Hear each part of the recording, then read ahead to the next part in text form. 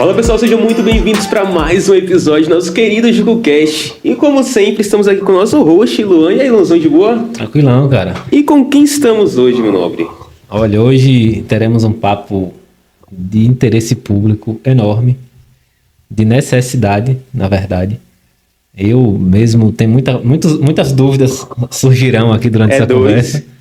E apresento a vocês Márcia Alves. Tudo bem, Márcia? Tudo bem. Boa noite, Luan. Boa noite. Boa noite. Sou Márcia Alves. Me conhecem como professora Márcia.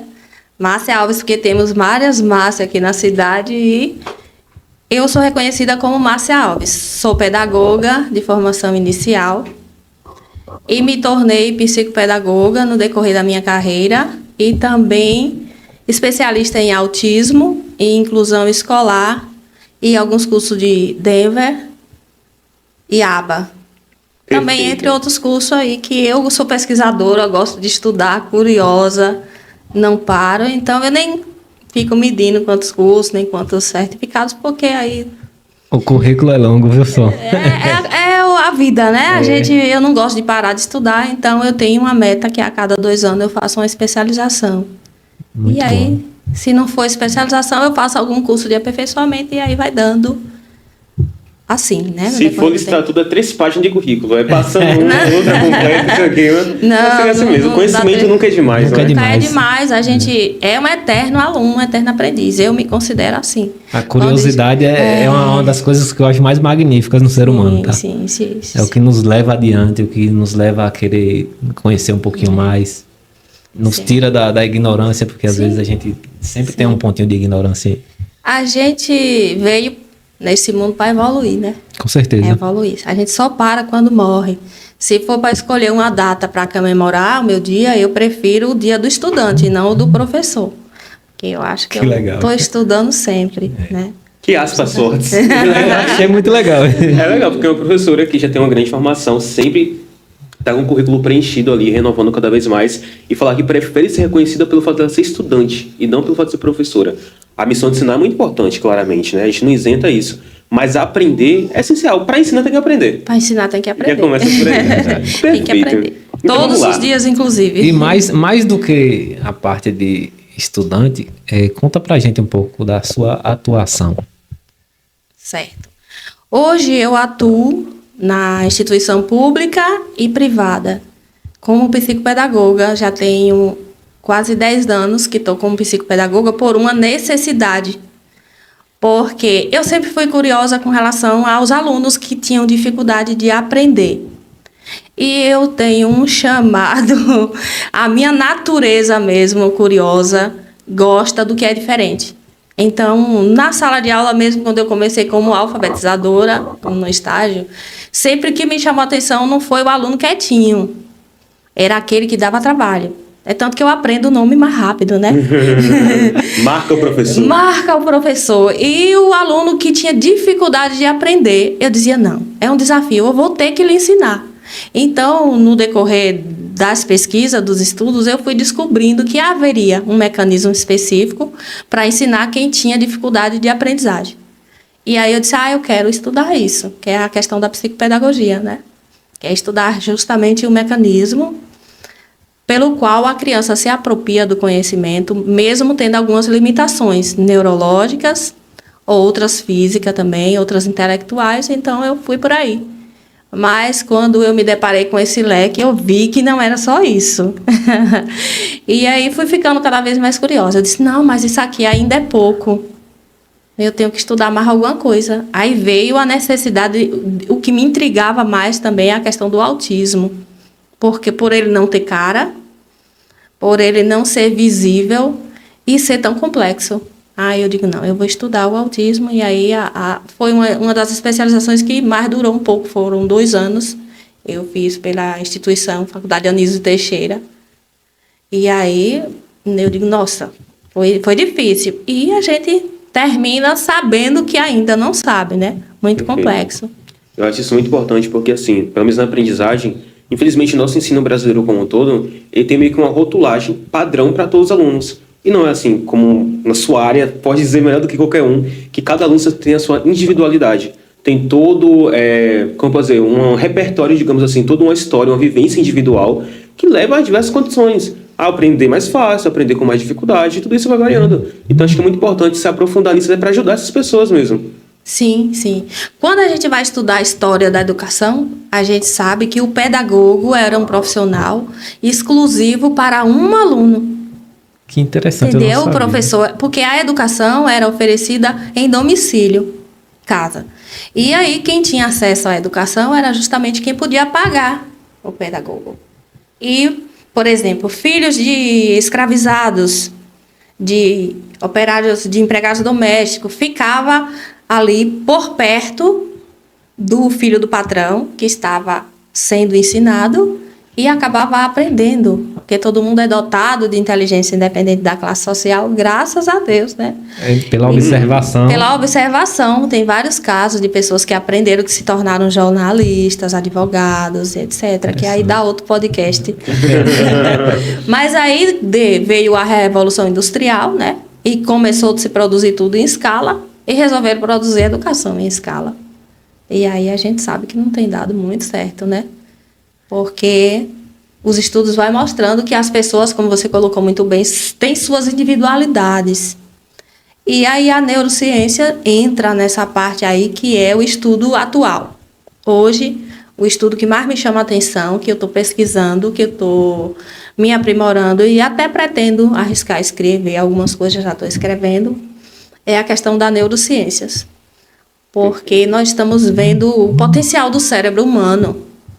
E há possibilidades até de demonstrar a atividade cerebral hoje em imagens, através de exames. E isso é fantástico. Coisas que eram impossíveis não tempo atrás. Sim. Que tornava tudo muito mais complexo. Você falou aí sobre a questão de o autismo, por exemplo. Ele não tem cara, a complexidade que é, né? Sim. E como esse fator leva ao preconceito, ao não acreditar, que tem muita gente que nem acredita nesse tipo de... Sim, sim. Não é? É verdade. Primeiro, esse preconceito é estrutural. Ele vem trazido de geração em geração, né? Vem dos nossos antepassados, porque lá por volta do século XVI, foi de quando eu comecei a estudar, foi o século que eu comecei a estudar para cá, né? Se tem algumas informações antes, eu não tenho esse conhecimento. Então, do século XVI, a referência que a gente tem sobre pessoas com deficiência, a gente começou a estudar como é, né? Pelo menos nas academias científicas. Nascia uma pessoa com deficiência lá, por volta do século XVI. Em muitas culturas, em quase todas, a família era obrigada a sacrificar. Tinha o direito de sacrificar o filho, porque ele era considerado um pecado, resultado de um pecado, uma aberração. Infelizmente, por incrível que pareça, a gente ainda ouve isso, né? E aí a gente vê que esse preconceito precisa ser combatido. E foi evoluindo, e depois as pessoas começaram a resistir, os pais, a sacrificar seus filhos. E depois disso, eles começaram a criar calabouços, quartinhos, e esconder. E a gente começa a pensar, e hoje, será que não existe isso ainda? Você falou isso aí, já lembrei de alguns casos atuais, que famílias literalmente escondem, fazem um cômodozinho à parte, não só relacionado ao autismo, mas a outras deficiências. Isso. Eu conheço algumas famílias que sorrateiramente excluem de alguma forma, sabe? Sim. E eu acho também que isso se encaixa também, não de forma também literal, mas algumas coisas no meio social como um todo, de isolar de algumas atividades, de colocar, dar um tratamento diferente. Sim. É necessário um tratamento especial, mas o tratamento seja como uma humanidade, como um ser humano de fato. Muitas vezes o excesso de proteção com medo do mundo, até por conta dos pais mesmo, acaba isolando esses filhos de uma forma que eles não se sentem como humanos, pela minha percepção, pelas pessoas que eu convivo que têm autismo e tudo mais. Sim. Eu vou fazer esse convite, né, a Pode vir pra cá. quem está nos assistindo, o convite a vocês e o convite porque hoje eu costumo olhar essa questão de neurodiversidade, que eu não chamo mais nem só de deficiência, nós somos todos neurodivergentes. Aqui nós temos uma impressão digital, cada um de nós. Então, nós podemos colocar uma palavra e cada um pensar de um nosso ponto de vista sobre aquela palavra, para começo de conversa. Então, eu preciso pensar da inclusão, que é a minha bandeira hoje. Eu não me apresentei como militante da causa inclusão, mas eu sou militante da causa inclusão. Eu assumo isso pessoalmente, em qualquer esfera, em qualquer circunstância, independente do profissional que eu sou. Como pessoa, eu sou militante da inclusão de pessoas com deficiência. Então, a gente precisa olhar do ponto de vista da ciência, do ponto de vista da escola, do ponto de vista da família e do ponto de vista de quem mais importa, do deficiente, que não é nem deficiente. O termo correto hoje é pessoa com deficiência. Esse termo foi escolhido pela própria pessoa com deficiência. Porque, por exemplo, eu gosto de fazer as conjecturas, né, Luan? Mas isso Eu é gosto de interessante. explicar isso na prática. Isso é Eu gosto de interessante. trazer essa transposição didática, porque é um conteúdo um pouquinho complexo de se entender. Por exemplo, a pessoa tem diabetes. Então, eu não sou diabetes. Eu tenho diabetes. Então, a pessoa não é o autismo, não é o TDAH, não é a dislexia, não é o TOD. Não é o transtorno opositor, né, que é o TOD. Ele não é a deficiência, não é o cadeirante, não é o cego. É uma pessoa com tal deficiência. É uma pessoa com a deficiência. Então, a gente tem que começar a pensar dessa forma. Então, não é a deficiência que define a pessoa. Ela pode limitar, colocar em uma condição diferente, que requer o quê? Eu não sou diferente por eu ser deficiente. Eu preciso de mais suporte para eu chegar onde você que não tem a deficiência chega. Entendeu? Se eu fosse deficiente visual aqui, porque eu já fui deficiente visual. Eu já passei por um período que me tornei deficiente visual e não parei a minha vida por isso. Primeira coisa que aconteceu quando eu cheguei em casa eu tive um deslocamento de retina e no trabalho eu comecei a ver tudo bagunçado. E aí, nossa, o que é que está acontecendo? E ainda bem que eu não me apavoro com muita coisa, não. Eu digo, nossa, eu estou vendo diferente de vocês, vocês estão feio, esquisito. E aí, por aí, eu fui vendo que estava perdendo visão. Aí, em menos de 24 horas, eu já tinha perdido mais de 90%. Muito rápido. E aí, fiz uma cirurgia rápida de emergência, mas mesmo assim, o período, eu fiquei deficiente visual durante 2 anos. E foi a minha primeira pós-graduação que eu fiz em inclusão. Porque para mim eu precisava de um espaço na sociedade que eu mesma tinha que construir, não é? Eu trabalhava como trabalho, e aí eu tinha a opção de me reabilitar ou me afastar. Eu disse, não, eu quero reabilitação, quero experimentar esse mundo aí. Quando eu cheguei em casa com o diagnóstico, o Pedro Lucas, meu filho, disse assim, e agora, mãe, abaixa aqui acessibilidade no celular, procura onde tem um curso de braille, porque eu vou precisar falar outra língua. Que legal. Aí, mas não me dei muito bem, não. 2 aprendizagens que eu não consegui, que eu queria muito, era o braille, a risco, e Libras. Aí, Libras, eu fui até a parte teórica. Não sou muito boa nem interpretar, agora nem falar. Não me mande fazer nenhum sinal. Eu não sei. Então, é isso. A gente precisa... O mundo precisa se adaptar. Na época, eu estava inscrita no mestrado e tive que deixar o mestrado. E aí, essa parte aí é meio complicada, mas eu consegui, né? Hoje já reabilitei a visão. Não 100%, mas...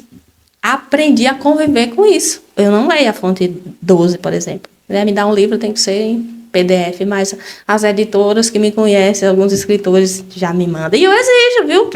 A gente tem que exigir o nosso espaço, né? Conquistar. Porque todas as conquistas para as pessoas com deficiência não vieram porque alguém se compadeceu. É resultado de uma luta muito grande. Beleza, para não me perder. A gente estava falando do ponto de vista da ciência, como é o termo certinho. Da família. Agora eu quero defender as famílias. Defender, apresentar eles. Ó. Existe algo que é muito relevante e a gente tem que considerar, sem julgar. Porque eu não gosto de julgamento. Uhum. A pessoa, quando engravida, quando resolve ter um filho, planeja e sonha. Isso é nato do ser humano. sonha e fantasia. Então, ninguém deseja engravidar e ter uma pessoa com deficiência. Isso é fato provado pela psicologia, pela psiquiatria. A gente sonha, a gente que é mãe, eu sou mãe de 2 filhos, e a gente sonha com a cor dos olhos, com o cabelo, com a personalidade, com o dia que vai para a faculdade, com o casamento, com a festa de formatura e tudo. E aí, de repente, chega uma pessoa que pode frustrar esses sonhos, e aí é normal a pessoa passar por um período de luto. A psicologia explica isso. Depois do diagnóstico, vem o luto. A pessoa, o pai, a mãe, a família precisa desse tempo de luto, de reclusão, de viver o seu luto da sua maneira. Desconstruir aquela pessoa e construir o que é real. Não é? E isso não vale só para o transtorno do espectro autista, nem o TDAH, nem outras deficiências. Vale também para um transtorno que ninguém fala, em que eu estou muito curiosa nessa área agora, e que a sociedade tem banalizado muito, é a disforia de gênero, que alguns falam como transtorno de identidade sexual. Sim. Então, esse transtorno também é citado dentro do DSM-5, que é o livro que codifica todos os transtornos.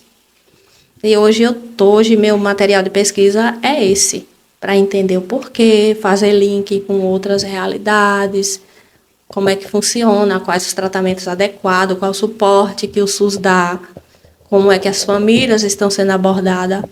Porque nós estamos perdendo muitos adolescentes por suicídio, já que estamos na campanha do Setembro Amarelo também. É bom a gente pensar sobre isso. Nós não temos o direito de julgar e nem de definir a condição que ninguém nasce.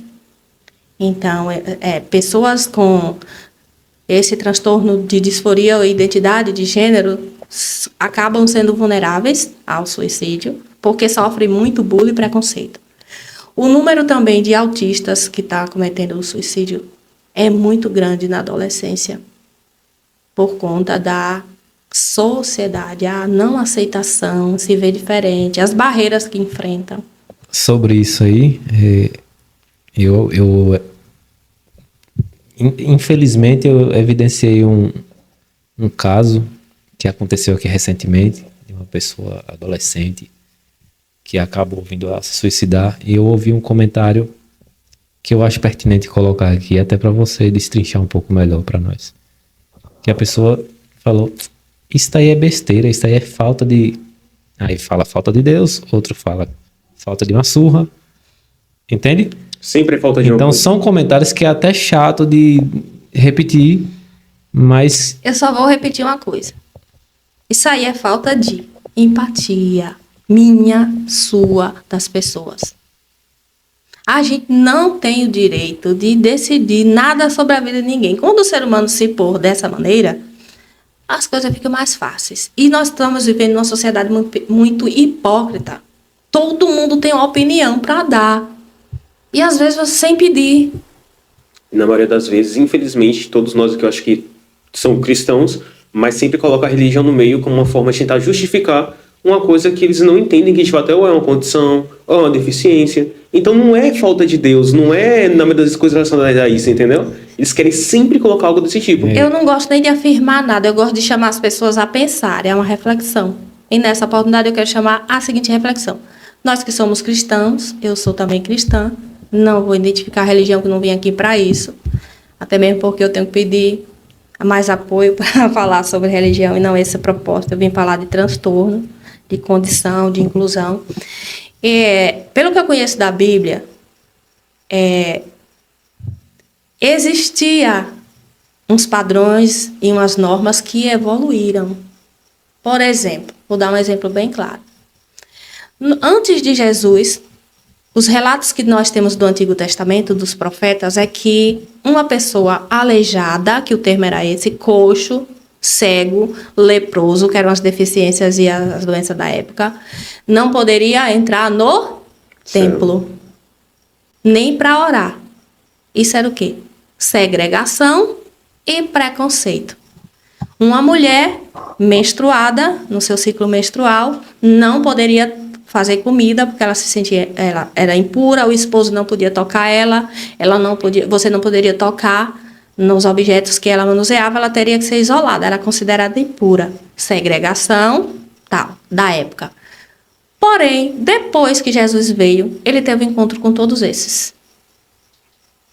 Com o cego, curou, tocou na mulher do fluxo de sangue, tocou no coxo e mandou ele entrar no templo e se apresentar ao sacerdote.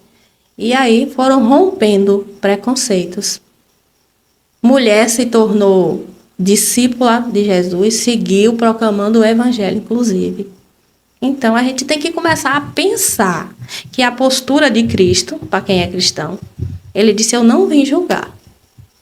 Eu vim chamar a conversão nas pessoas. Ele, que era filho de Deus, não julgou, quem sou eu para julgar? Eu não preciso julgar ninguém. Eu preciso amar, respeitar, não é? E lutar pelos direitos das pessoas que não têm voz nem vez, não é? E deixa o resto aí, que a gente não tem moral para isso tudo, não. A gente sabe pouco, não vamos falar do que a gente não sabe, né? Isso é. Mas é um ponto importante, porque é o que eu falo. Não faz se ter religiosidade só como um parâmetro que é muito utilizado. A pessoa se suicidou, infelizmente, foi falta de Deus, não buscou a Cristo, não sei o quê. Mas, gente, são condições que requerem acompanhamento. A sociedade, o entorno... E eu vejo muito que tem a questão de não ser uma coisa visível, palpável. Exatamente, entendeu? Eu presencio demais isso aí. Olha, hoje em dia, o preconceito ainda existe, como eu falei a vocês, desde lá a gente traz isso. Frases preconceituosas. Nós estamos no mês de setembro em que quem é ativista da causa inclusão, nós vestimos verde o mês inteiro. Eu não quis vir hoje de verde, eu digo eu vou neutra. Eu falo sobre mais, não. Até mesmo que eu já estou até cansada de repetir o verde. E a gente quer dar visibilidade para as pessoas minorias, né? Eles são invisíveis. Você passa por eles, eles se tornam invisíveis. As minorias são invisíveis. E isso é comum, mas não é normal. Não é? Completamente diferente, comum de normal. Completamente diferente. E o que a sociedade está fazendo hoje é normalizando as coisas que não era para normalizar. É comum a gente ver um assassinato em via pública. Infelizmente, é comum. É comum, mas não era para ser normal. E está sendo normal.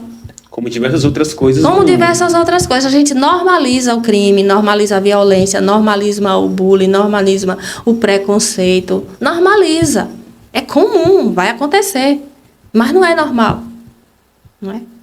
Então, o que hoje em dia está comum, está sendo normalizado, é esse tipo de frase, de opinião, está se tornando até palco para algumas pessoas crescerem, gerar polêmica, porque o que a internet quer hoje é gerar polêmica. Exatamente. Seja em torno do que for. Isso não é responsável, nem ético, né? Tem gente que passa por cima do princípio ético, para fim de conseguir likes, né? Você abre uma publicação hoje, você vai olhar os comentários, está lá cheio de especialista. Isso. Isso é na geração que tem especialista. Então, o preconceito invisível, ou a deficiência invisível hoje é uma das que mais sofrem. Porque você vê um cadeirante, tá, você abre ala para passar, o trânsito para, às vezes, né? Alguém pode oferecer ajuda ao cego, que são as deficiências físicas e sensoriais, né? O surdo. Mas, e as pessoas que têm a deficiência oculta, que têm o transtorno, né? Que estão transtornos neurológicos. Inclusive, a gente tem os cordões, né? Perfeito, já ia perguntar dele. Também, que ela falou do verde, já ia perguntar se tinha alguma relação. Aí nós temos os cordões, que eu sei que está sendo em uso, e é possível, e eu enganchei aqui, não vou saber nem tirar. Tem pessoas que utilizam, deixa eu ver aqui, se vocês conseguem tirar. Certo, pode falar. Volta e meia você encontra uma pessoa com um cordão desse. E outra, não é só criança. As pessoas pensam que autista é só criança. Aí esse cordão do quebra-cabeça, ele é usado exclusivamente para as pessoas do espectro autista, que chamam de TEA também. independente do nível de suporte, porque a gente sabe que o autismo ele tem 3 níveis dentro do DSM-5, que está descrito hoje, nível 1 de suporte, nível 2 de suporte e nível 3 de suporte. Isso aí vai variar as características dele. Então, ele usa esse cordão. Outros usam um lado do quebra-cabeça e o outro do girassol, que são pessoas do espectro autista e que também tem outra condição neurológica, como o TDAH, por exemplo, ou a dislexia, ou o DI, descalculia, são outras, ou TOD também. Aí vem com os 2 lados. Hoje eu só trouxe esse, eu estou apresentando para a sociedade Sátiro Dias devagar, para que as pessoas comecem a aprender e aí a gente vai evoluindo na aprendizagem. Esse Perfeito. é o do autismo. E esse aqui, do girassol, são das deficiências ocultas. Aí o TOD, que é transtorno opositor desafiador. Aí tem o TDAH, transtorno de hiperatividade e déficit de atenção. E aí tem a dislexia, que é a questão com a linguagem, a escrita, a descalculia, a dificuldade com a matemática, dislalia, a fala. E também tem doenças ocultas que está usando esse cordão, que é a fibromialgia. Entendi. Existe outro cordão, que é o símbolo do infinito. Eu não trouxe, a gente não vai apresentar ainda, porque esse é mais complexo. Que são para outros transtornos psiquiátricos. Em outro momento a gente... A gente pode falar. E é interessante a gente saber, porque quando você vê uma criança em uma crise sensorial, que é uma crise sensorial, quando você se incomoda com o barulho, com o som, com o cheiro, com excesso de luz. Se eu fosse autista aqui, eu já estava desconfortável por conta da exposição a mim, vocês tudo me olhando, e das luzes coloridas, né? E o autista, ele tem uma hipersensibilidade sensorial muito grande. Alguns sentem muito o cheiro, incomoda, o barulho, a luz. E aí isso causa uma sobrecarga. Quando a pessoa consegue controlar, sai. Quando não consegue controlar, geralmente em criança, eles entram em crise, que a gente chama em crise. Aí uns começam a se debater, outros gritar, se joga pelo chão, se morde, pode agredir também a outra pessoa, que é muito raramente, não precisa ter medo quando uma criança está em crise. A gente só precisa entender que ela precisa de espaço e acolhimento. E geralmente a família sabe acolher. E é um dos trabalhos que eu faço com as famílias, é questão de habilidades, alguns toques, alguns comportamentos que precisam ser, algumas manobras que a gente precisa fazer para poder acolher, a forma de acolher adequada. Tem uns que gostam de abraço, outros não gostam de abraço. Sim. Sempre cada um tem algo que regula. Particularidade. Uma particularidade, isso. Uma particularidade que regula. Então, quando a gente vê uma criança sem o cordão entrar em uma crise, todo mundo vai querer dar uma opinião. É mal educado. A mãe não bateu. Se fosse meu, eu fazia isso e aquilo. Exatamente. Então, para a gente evitar esse tipo de coisa, ou então dizer, tadinho, é doente. Gente, não digam isso não, que mata a mãe, a pessoa. Não precisa de pena a pessoa com deficiência. A gente precisa de acolhimento. A gente precisa de empatia, a gente precisa de ajuda. Com certeza. Pena não, dó não ajuda em nada. E eu, sobre os cordões ainda, eu ia perguntar, porque assim, pelo menos eu particularmente, eu nunca vi aqui na nossa região, não sei se é algum amadorismo meu, alguma opinião de leigo, adultos utilizando esse tipo de cordões. E hoje mesmo eu vi um vídeo na internet, por acaso, de uma moça, ela aparentemente, esteticamente, 100%, ninguém fala que ela tem nenhum, como falou, é uma doença invisível, é uma doença não, condição. Perdão errar o termo às vezes, é porque... Não acontece. às vezes eu confundo. Mas ela pegou e falou que ela tem vergonha de utilizar o cordão, ela com o cordão no bolso. Falou que tinha vergonha de utilizar o cordão para poder pegar a preferência que ela deveria ter. Sim. Então isso eu acho que é muito comum. Infelizmente as pessoas, por conta da sociedade que cria Sim. toda essa magnitude, não utilizar o que realmente é direito dela.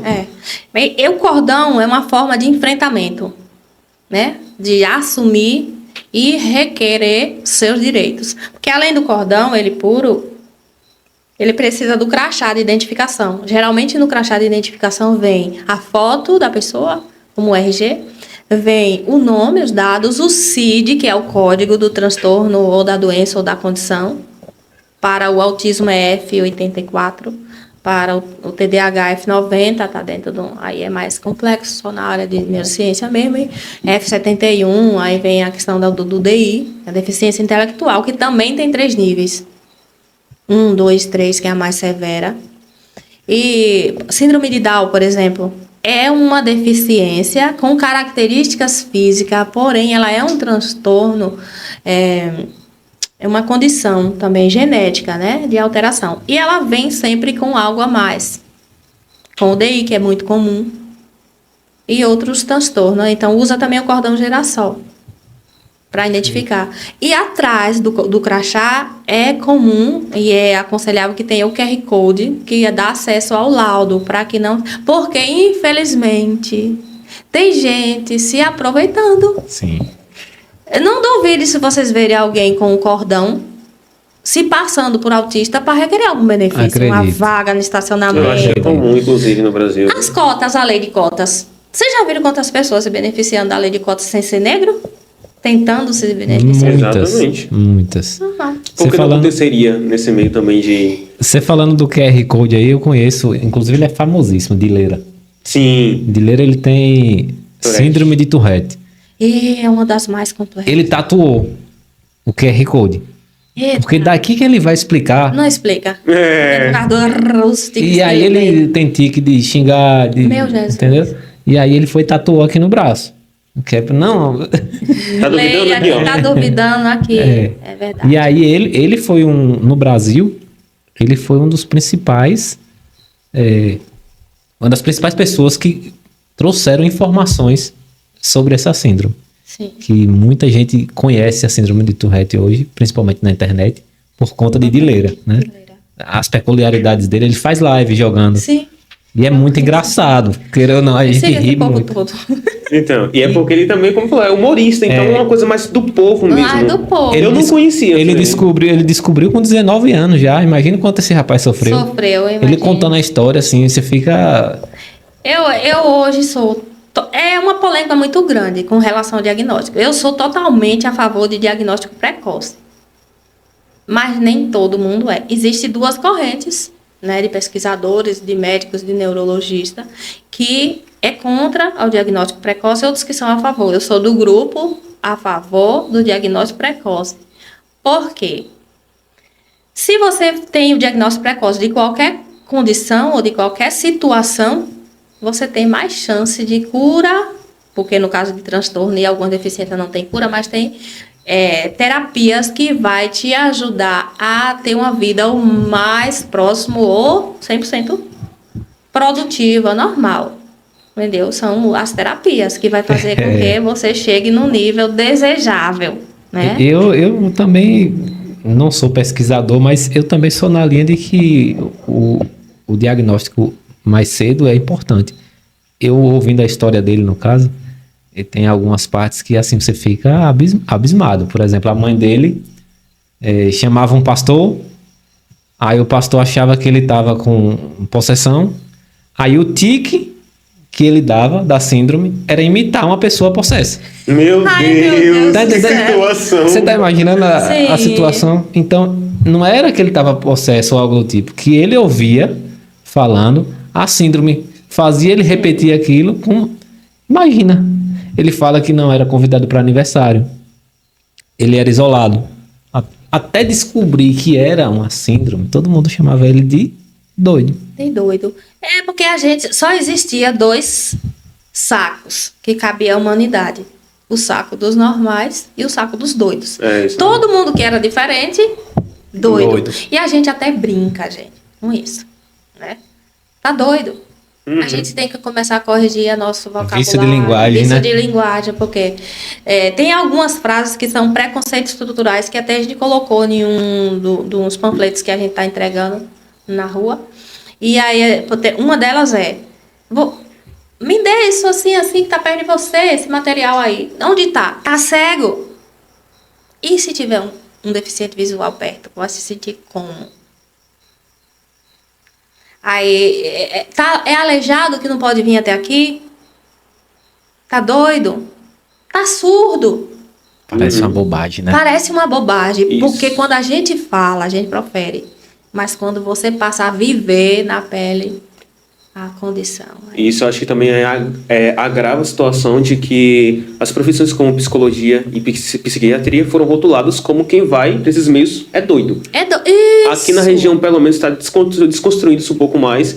Já conseguem falar que o psicólogo não. Psicólogo você pode ir tranquilo. Mas tem essa ideia, você é psiquiatra é doido. E não necessariamente. Em nenhum caso, na verdade. As pessoas têm esse estereótipo justamente por conta do dia a dia. Essas coisinhas simples. Ah, você é doido, não sei o quê. Ah, vai num psiquiatra. Isso daí cria uma rotulagem que não existe. Existe, assim, eu tenho visto ou ouvido muita coisa também.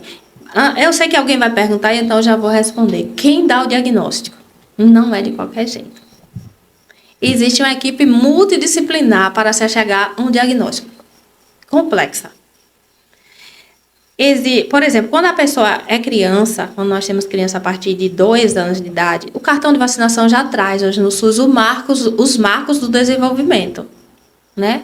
Da fala, da psicomotricidade e da questão social, né? Então, você observa, a criança nasceu e com 3 meses não equilibra o pescoço, equilíbrio de pescoço, né? Com 6 meses, ele não está equilibrando o tronco. Já é para começar a procurar o pediatra e dizer o que é que está acontecendo. Aí, se ele vê com a questão neurológica, vai diretamente para o neuropediatra. Entendeu? Se a criança não balbucia nada, hoje em dia já tem o teste da orelhinha, que é para saber a condição dos ruídos que ele recebe, a qualidade do ruído, né? O Bera, que é outro exame que faz, que como é o otorrino, faz também. E outros exames, mapa cerebral, tomografia, para descartar uma anatomia contrária, né? Uma malformação cerebral, ou de crânio, ou algum tumor, para descartar. Descartou, não é deficiência, é transtorno, que vai lá para a questão da atividade cerebral, as conexões nervosas do cérebro. É aí que moram os transtornos. Transtorno da linguagem, por exemplo. Aí a criança tem 1 ano, não fala nenhuma palavra, papa, não fala. Com 2 anos ela já deveria ter um repertório bem mais vasto de palavras, aí depois começar a formar frases. Não está formando, tem um atraso aí. Já é um ponto de atenção. É um ponto de atenção. Pode-se confirmar que é autista? Não. Não é seguro fazer isso, esse tipo de afirmação. Eu, por exemplo, não posso dar diagnóstico nenhum. Eu posso apontar a pesquisa e encaminhar para o profissional multidisciplinar e a gente juntos chegar a um consenso. E aí, leva para o fono vai investigar tudo isso da parte biológica, né? E depois passa para a parte neurológica. E aí o neuro vai avaliar e se julgar, tem algum comportamento que ele não está entendendo, aí ele vai passar para o psiquiatra também infantil, se for, até menor de 12 anos. E aí fica mais fácil o diagnóstico, porque você, com o diagnóstico de uma criança, você começa com as terapias. E é um tripé, que a gente chama de terapia. Terapia comportamental, às vezes precisa de fono, de TO, de fisioterapia, em alguns casos.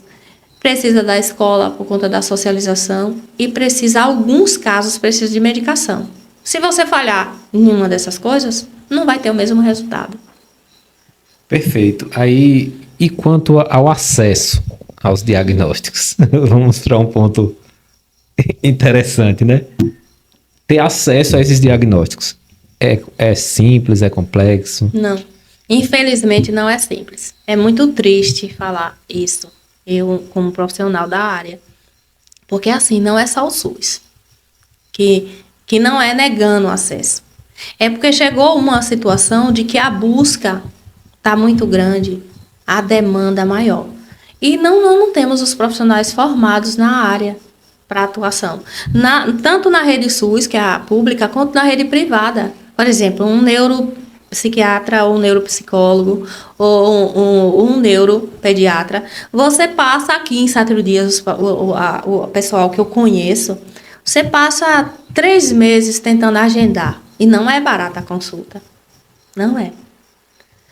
E depois do diagnóstico vem essa parte de a família às vezes fica desassistida, sem uma rede de apoio.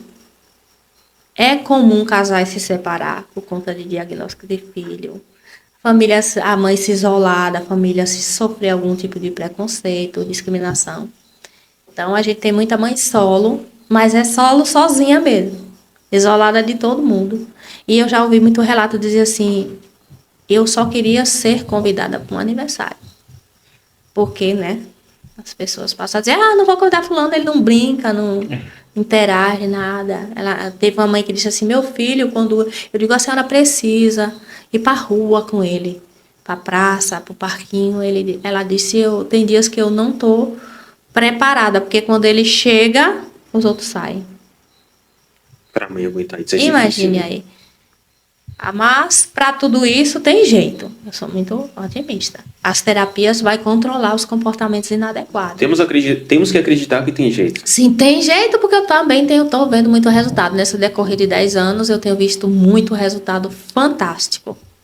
Fantástico mesmo. Em relação assim, à questão de autodiagnóstico, porque isso não existe, tem que ter, como você já explicou aqui, é todo um processo, mas popularizou bastante, ainda mais com a internet, principalmente o TDAH.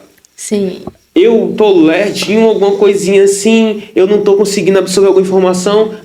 Você tem TDAH. Eu tenho TDAH. E começa a divulgar isso. É porque a gente começa a brincar com a situação, Virou né? jargão, tipo, Mas bateu virou o jargão, TDAH. bateu o TDAH. E pior que você tá na realidade, o pessoal realmente acha, não, eu tenho algum TDAH. Agora, foi muito bom você colocar isso aí, porque eu recebo muitas mães, a nível de consultório, dizendo que o filho tem TDAH. Eu disse, mas quem lhe disse? E aí vem com os comportamentos padrões. Quando eu chamo, ele não me ouve, ou então é autista, anda na ponta do pé, tá estressado, não tá dormindo e tal. Aí eu, tudo bem, ouço, anoto tudo, e aí a gente vai fazer uma busca de costumes e hábitos. E também da parte clínica. Aí eu pergunto, tem quanto tempo que foi no pediatra ou no médico clínico? Tem quanto tempo que fez exames de sangue para saber as vitaminas, os hormônios, tipo serotonina, melatonina, endorfina, esses hormônios da alegria, do sono, do prazer.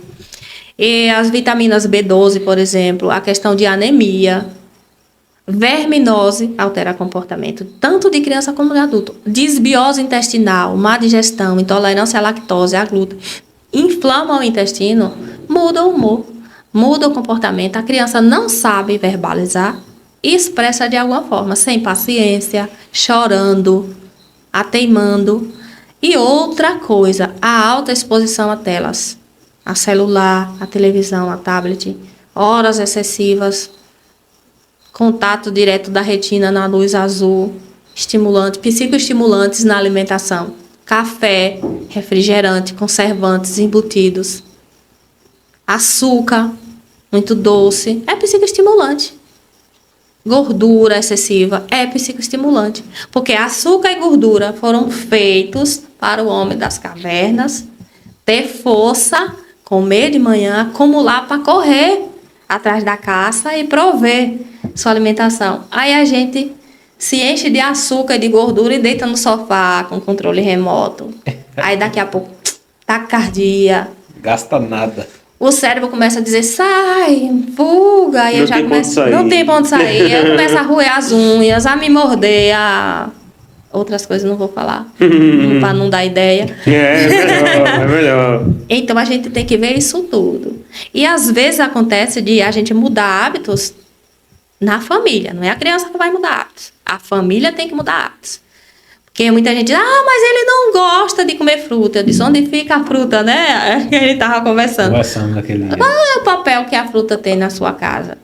Vai para a mesa ou está escondida? O menino vê o adulto comer? Ou ele só é obrigado a comer?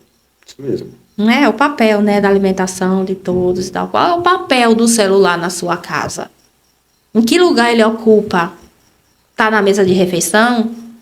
Está substituindo a conversa, o olho no olho, o brincar, o contato? Se tiver, inconscientemente, a criança vai repetir o comportamento do adulto.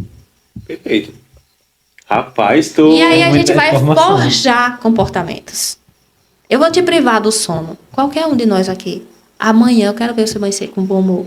Impossível. E eu quero ver você ter o poder de concentração igual. Aí você fica disperso.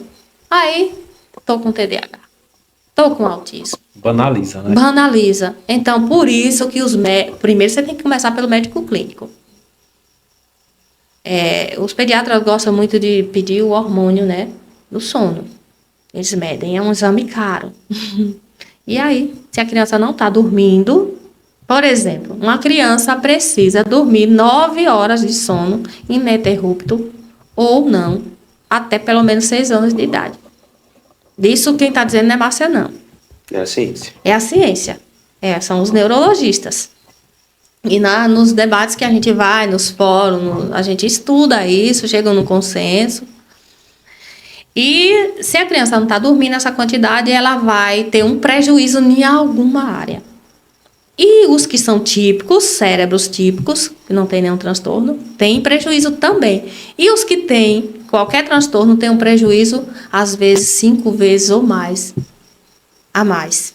Simplesmente pelo sono. Sim, que não é simplesmente uma pelo coisa sono. simples, tá? Mas só para poder pontuar, como Sim. que uma coisa, um costume, que talvez não é rotina, a criança tá dormindo 6 horas durante uma noite, de forma interrupta, talvez. E a mãe não regula, você tem que dormir até tal horário, então dá algum tipo de incentivo. É uma coisa que talvez aconteça no dia a dia, mas que pode trazer graves consequências para uma criança. Sim, aí ele vai ficar mais disperso, ter mais rigidez cognitiva, que é o que o pessoal chama de teima, dificuldade de mudar. Outra coisa, jogos eletrônicos, alguns podem causar vícios, né? Alta exposição.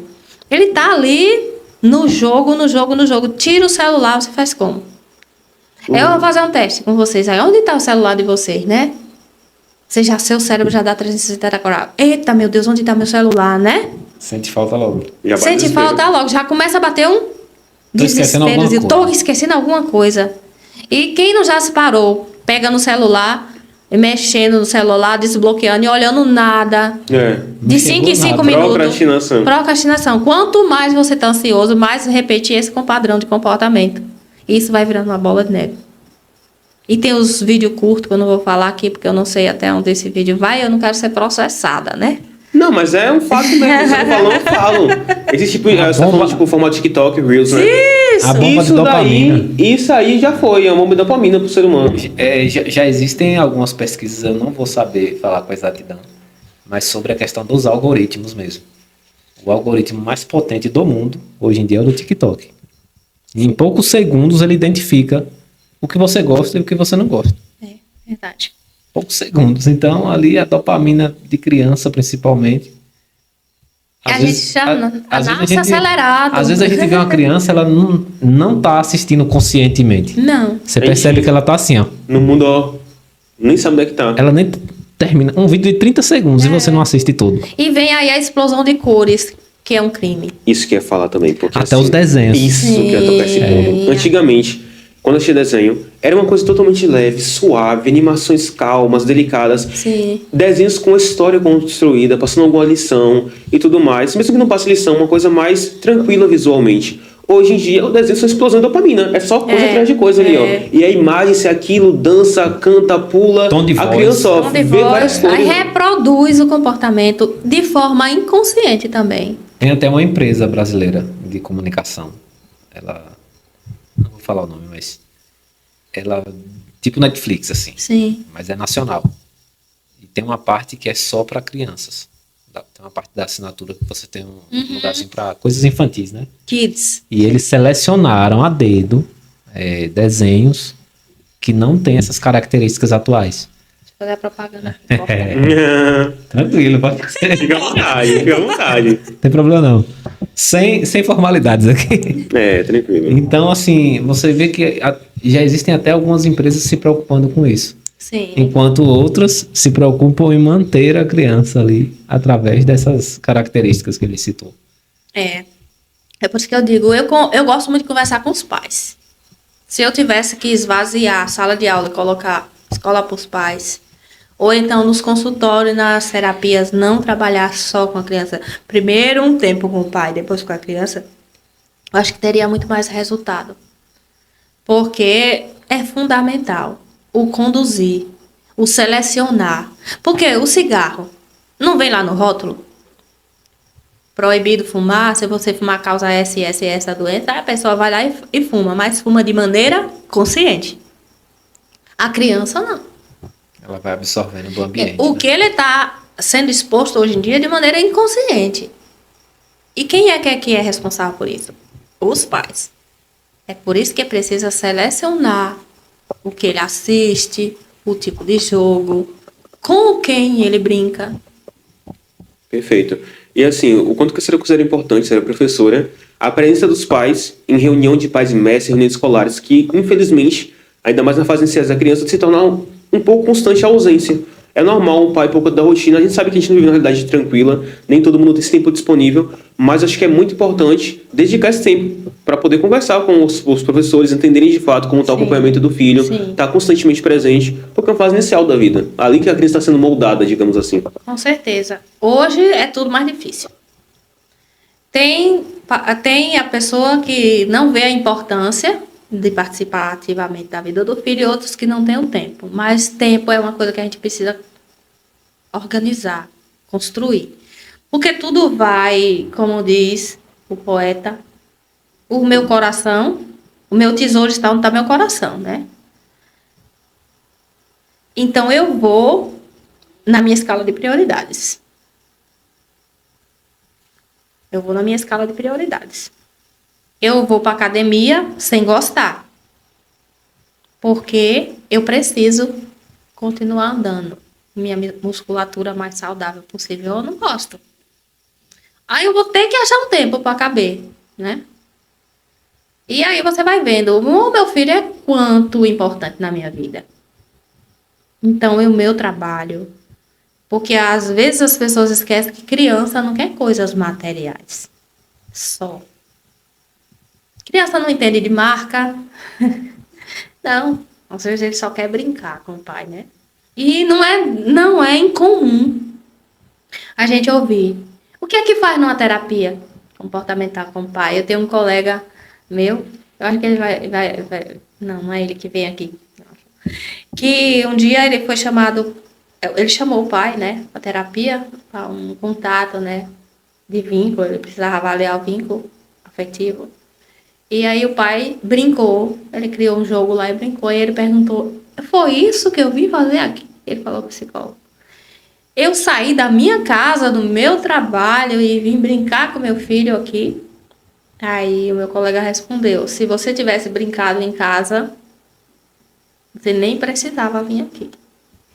Imagina o choque para esse pai. Rapaz.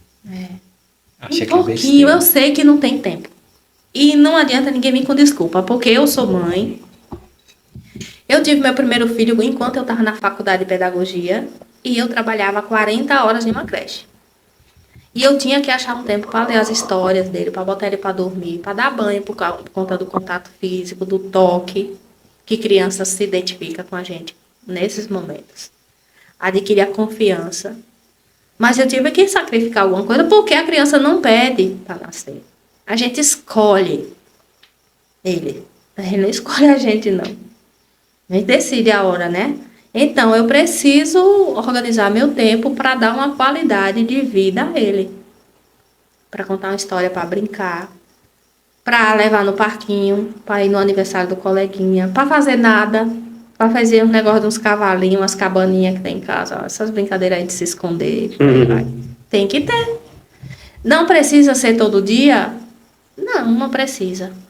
Mas quando eu me dispor, tem que ser com qualidade.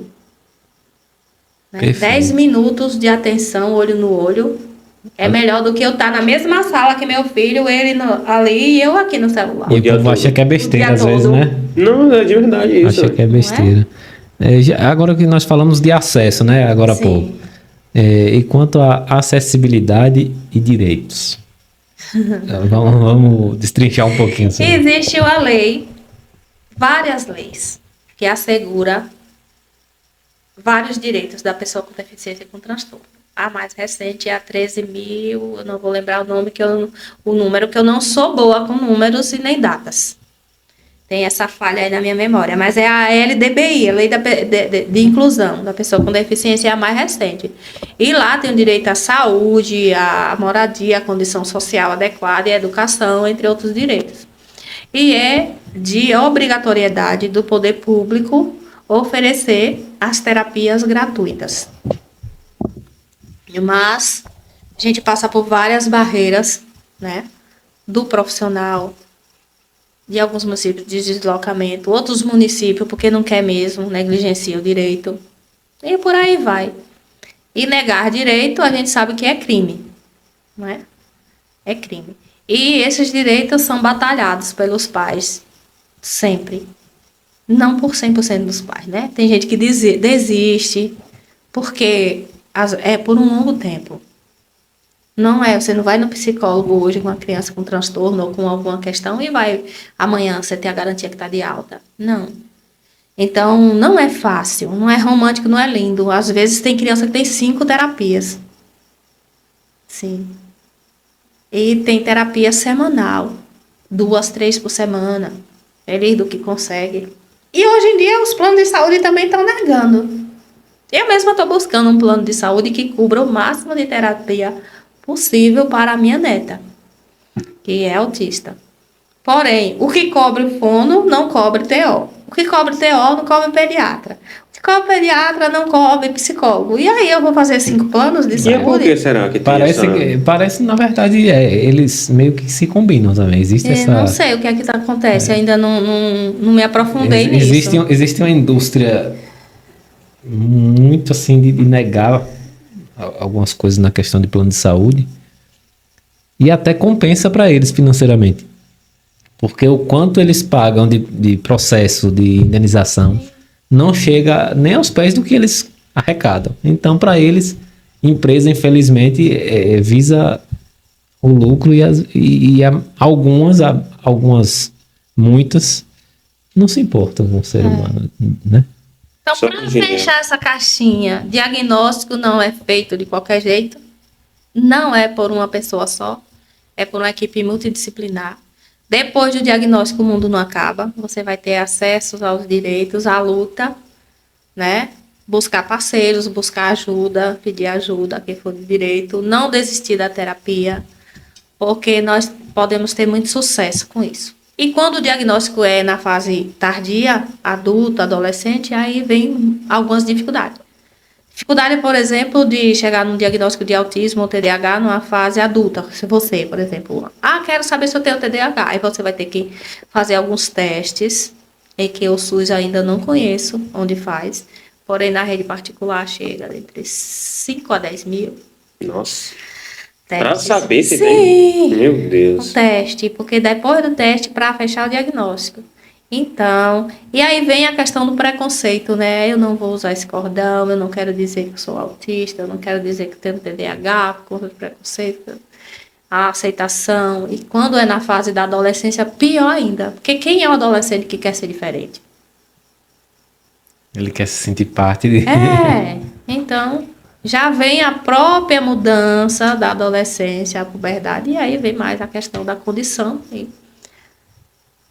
A carga fica maior para o indivíduo, né? Então, eu faço até um apelo, pelo amor de Deus, vai cedo atrás do diagnóstico e do tratamento, não desista do tratamento, porque nós temos também muitos absurdos. Outra coisa que eu quero deixar bem claro, terapia não vai curar nenhuma condição neurológica, não vai curar o autismo, não vai curar o TDAH, não vai curar a dislexia. Então, não precisa ter medo de perder BPC, que é outra coisa. É comum acontecer de algumas famílias, por nível de informação, vulnerabilidade social, não estou julgando, falta de informação de acolhimento. O filho é diagnosticado, leva para o INSS, tem o direito ao benefício de proteção continuada, que é o BPC.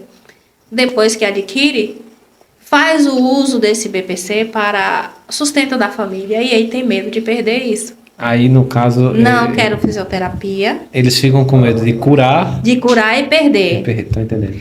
E eu conheço casos aqui na minha cidade de criança que perdeu a visão. De criança que perdeu movimentos que poderia ter recuperado. E ele se tornou consciente quando ele se tornou adulto. Foi negligência dos pais. Imagine isso aí.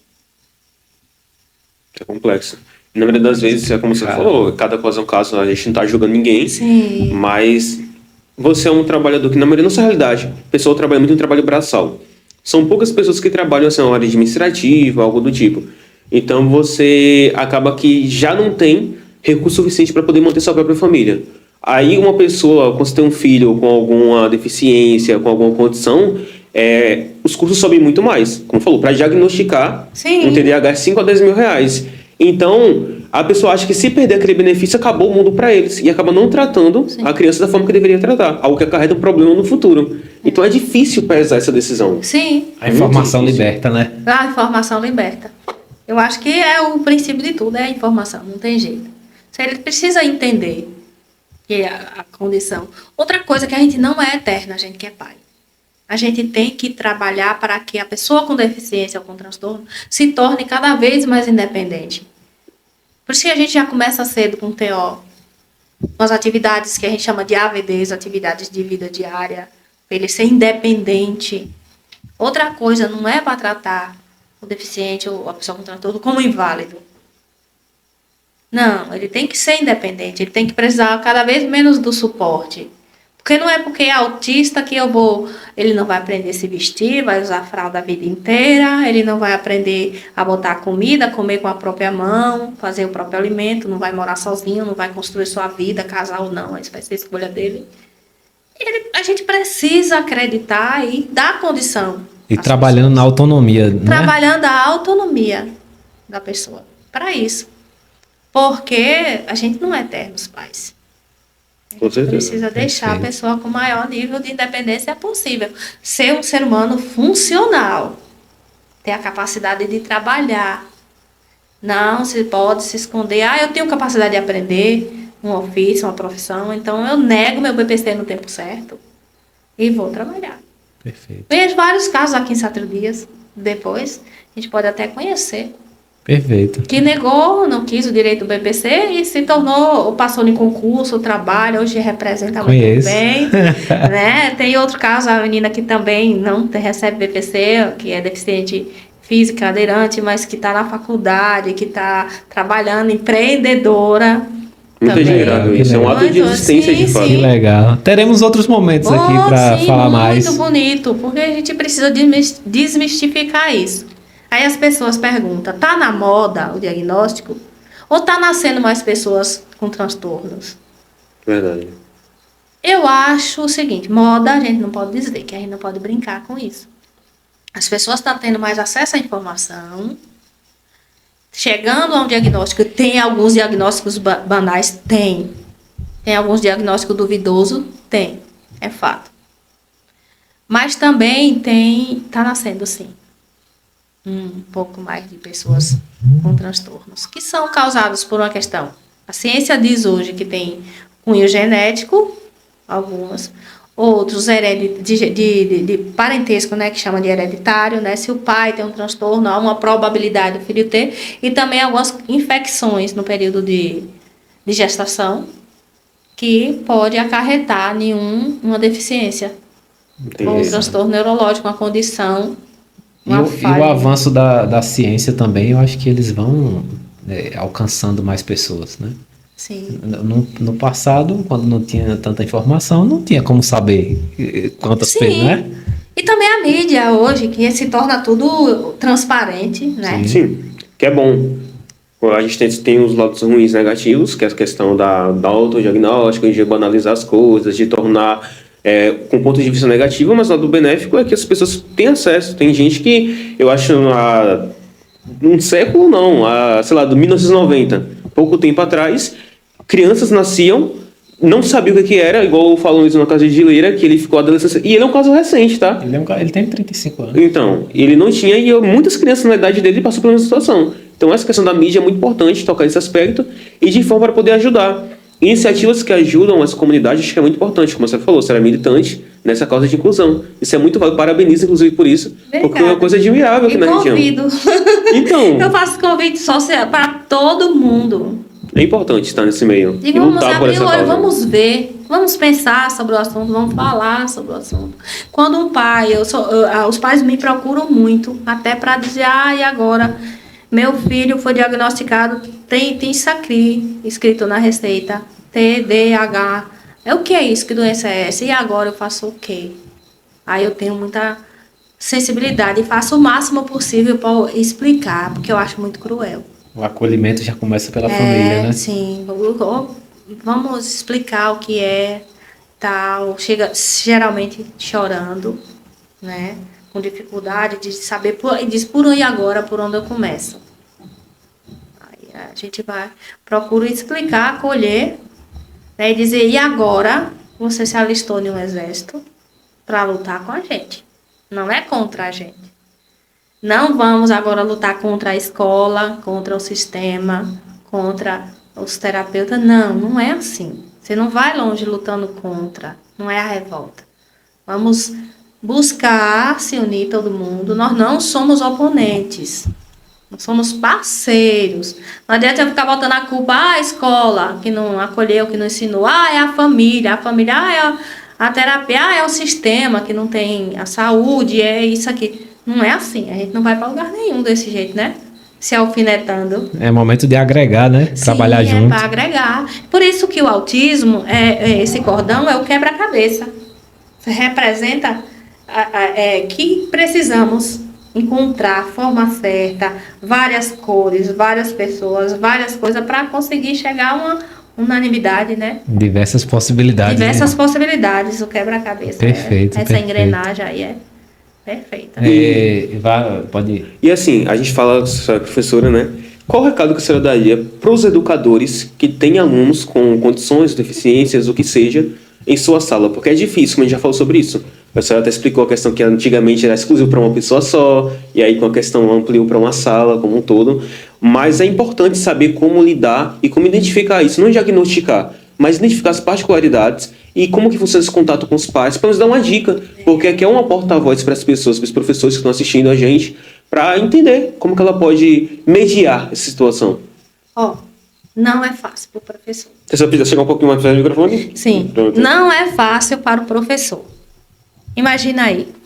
Porque o pai, ele tem um papel próximo, ele tem autoridade sobre o filho e tudo mais, ele aprende no dia a dia. E o professor, ele tem não só um aluno. Ele tem, as classes que eu conheço, 25 alunos ou mais. E aí tem classes que tem 3, 4 crianças com deficiência. E que precisa de suporte, e às vezes eles trazem mais 3 adultos para a sala para mediar a aprendizagem. Então, isso é muito confuso também para o professor. E ele, a maioria das vezes, não recebe a formação adequada. Assim também como os pais também não recebem a formação. Eles ainda têm a universidade, os cursos para aprender, tem mais a oportunidade de aprender. Mas eu não vou dizer que é fácil para ele também. Eles também precisam ser acolhidos, professores, respeitados. E o recado que eu dou para eles é o seguinte: não é fácil, mas o primeiro passo é acolher. Ignorar não vai adiantar nada. Eles vão continuar lá e vai continuar existindo. Negar direito é crime. Ser preconceituoso e negligenciar também é crime. A gente não quer passar por esse viés. E que a escola é a porta aberta para essas pessoas. E que muitas vezes é o professor com o olhar sensível dele que identifica a dificuldade do aluno, que aborda a família e que chega a esse diagnóstico. Eu digo o seguinte: acolhe, incomoda, busca a parceria do coordenador, do diretor, da família, da secretaria de educação, se for escola particular, do dono da escola, incomoda o ministro, o presidente. Não fica só, porque só a gente não vai fazer. E não é fácil para ninguém. Não é simples. Busque informação. O caminho é esse. Porque, infelizmente ou felizmente, nós não vamos poder recuar mais. É avante agora. É para frente. É para frente.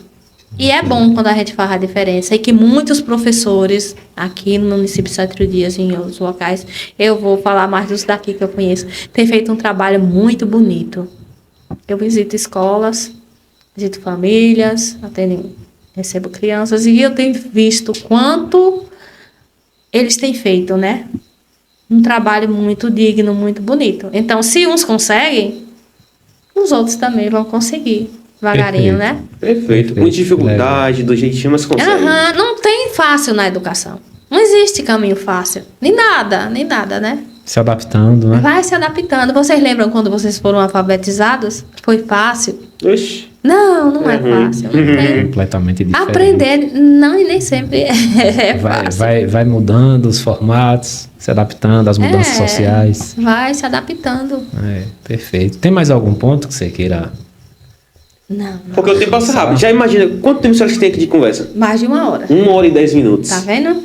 Então, Passa o ligeiro, ponto hein? é, isso aí, a gente abriu apenas um link. Tem muita coisa para ser falada, então as pessoas vão buscando. Curiosidade. Perfeito. E teremos outros momentos para falar sobre outros tópicos. Outros tópicos que for surgindo, se aprofundar mais, tirar dúvida. Para mim é um prazer muito grande. Eu agradeço pela oportunidade. Quando eu comecei nessa luta aí, ninguém queria falar comigo. Sério? Ao invés, eu era chamada de doida. Não é brincadeira. Sim. O vício de linguagem. É doida. Dizia bem assim. Então, não tá vendo que isso não vai dar em nada? Mas não é dar em nada em quê, né? O que, será que a pessoa pensa? Não quero nada pra mim. Não precisa. Eu até falei pra Luan. Né? Já tenho 29 anos de carreira, graças a Deus. Estabilidade, né? Querendo me aposentar para continuar de forma voluntária. Mas continuar. Que legal. Parar nunca. Não. Enquanto Deus der saúde. Enquanto eu estiver viva. não. E quando não tiver saúde, a gente adapta. Maravilha. Perfeito. Vai se adaptando. Como a gente sempre costuma fazer, uma salva de palmas para nós que somos gratos, viu, pela sua vinda aqui. Eu sei que isso aqui é de extrema importância para a sociedade. Isso que você está fazendo é muito bonito. Creio que vai atingir muita gente que tem dúvidas, assim como nós. E já se sinta convidada para voltar, tá bom? E eu vou deixar a pergunta final. E você, como pai, como mãe, como professor, como empresário, como comerciante, como família, como igreja, está fazendo o que pela inclusão? Que legal. Realmente é para ser pensado. Não é para Márcia fazer. É para nós fazermos. A mudança começa com a seu individual. Todo mundo. É o pontapé inicial. Então não tem como esperar que o mundo mude se você não toma a sua decisão de também mudar. E aí voltamos a fazer a alusão ao quebra-cabeça, né? As peças individuais formam um coletivo. Perfeito. Ótimo. Só fica perfeito se tiver a diferença, né? Maravilha. Se tiver toda diferença. Nossos patrocinadores. A gente já falamos no início, você que não lembrou. Então é isso, pessoal. Muito obrigado pela presença de vocês. Foi um prazer enorme. Quem ficou aqui até o final. Bate-papo super produtivo. Luan, valeu. Valeu, cara. Satisfeito demais. Obrigada, Muito feliz. obrigada. Viu? E até a Pessoal, próxima. curtam, comentem, compartilhem. E até a próxima, viu? Tchau, tchau.